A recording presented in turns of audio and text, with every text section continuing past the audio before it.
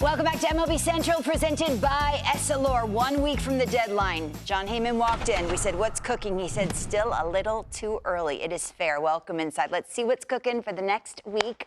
Good Monday morning to you. When Jon Mozeliak said things need to change, I thought, okay, he's going to have the green light to change it. What does it mean for Mike Trout and beyond? Yes, he does have the green light. That's what everybody's saying. He does have that opportunity to rebuild now. Somebody shouted to Mozeliak, is Trout going to Philly? And I think he said no. Okay. I don't think he's going anywhere. We saw him at the All-Star game. He did not seem particularly anxious to go. I'm reading between the lines there, but I've talked to a few of his friends, and they say he loves it there in Anaheim, Los Angeles, whatever you want to call it. Lives in Newport and loves it. What's not to love? And the guy has performed 866 OPS this year, 4 for 4 yesterday, first 4-hit game since 2021. So there would be interest if they paid it down a bit, but my understanding is that he probably will not be going anywhere.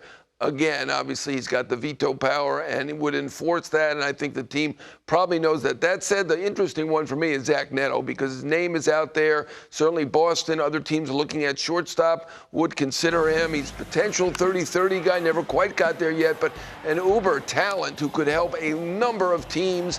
I do think there is an outside chance that Zach Neto could be traded. Trout, I don't think so. Okay, two individual cases, and the fascinating part of the deadline is deciphering movable contracts. We talk about Rafael Devers like it is a movable contract. Is it? Do executives feel that way? Well, any contract is movable if you pay enough of it down. Sure. And certainly with $225 million to go at this point, you'd have to pay some of it down. Now, do they want to pay any of it down? When they took the contract and gave away prospects basically a year and a month ago, I would think it's probably unlikely.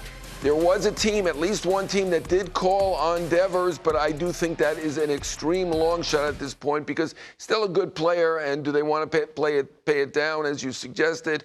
I don't think so. I think it's possible, more likely, not likely, but more likely that they could trade Chapman, who's got about $120 million to go and is played very well this year, and offensively, defensively, both ways, has an extremely high WAR. I could see that more. Adames, I think, is probably in the category with Devers where you'd have to pay a significant portion of it down. I think they're going to have a good deadline, though. Arise has been great, even defensively, outstanding, and Robbie Ray has pitched very well as well. Tyler Malley's another guy they could trade, but the Devers or Adames, I think, are very unlikely. The timing of it may work out. Giants right with the Rockies as they find themselves too far back. Hunter Goodman is the prize. And we've talked, Jon, about catching and the need for catching. Will they listen?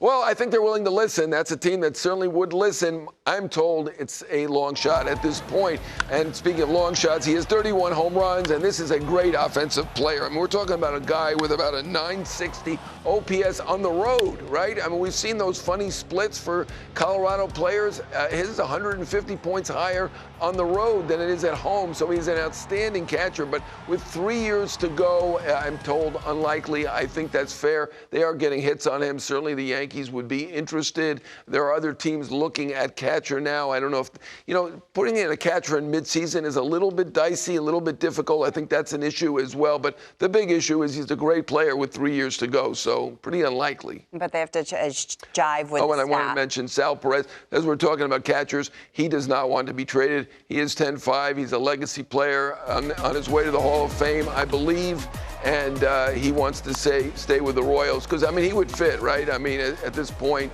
teams are looking for catching, White Sox and Dodgers and others. I see on this list, you gave me a list of names. I see George Springer on the list, and you just heard D-Rose say they're one out away from a World Series championship, and now their guy would be out the door. How likely? I mean, that was the saddest World Series defeat I've ever seen. The most heartbroken clubhouse I've ever been in. The other one was the 2000, believe it or not, the 2001 Yankees, because, I mean, they thought they had it in the bag with Mariano Rivera on the hill. But this was the most heartbroken clubhouse, and I don't blame them. They outplayed the Dodgers and deserved to win and didn't come to fruition. But yes, George Springer now with his contract up, he is 10-5, so he is.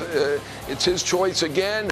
I do believe there is going to be some big interest because a lot of teams are looking for right-handed bats. We saw the price for Curtis Mead was high, right? A right-handed bat will get you a lot more than you think at this point.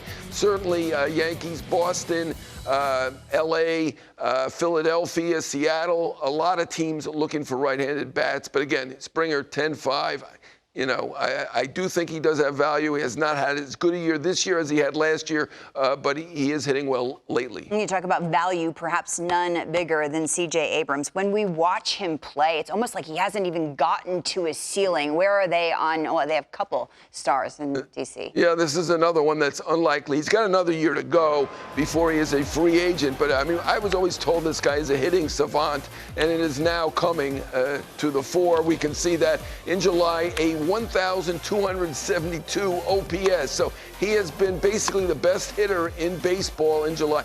The Nats have done really a terrific job. Look at this team. They are in the race. You know, they're playing for now and for later. For now, right now, they need this guy if they're going to win. So while there will be teams that are interested, certainly Boston, as we mentioned with Neto, and other teams interested, this is another star who's likely to stay where he is. 1 week away. You ready? We want action, Jon Heyman. It's early. It's very early. Oh. 90% happens the last 48 hours. All right. We got it on the inside corner. Robert, take it away.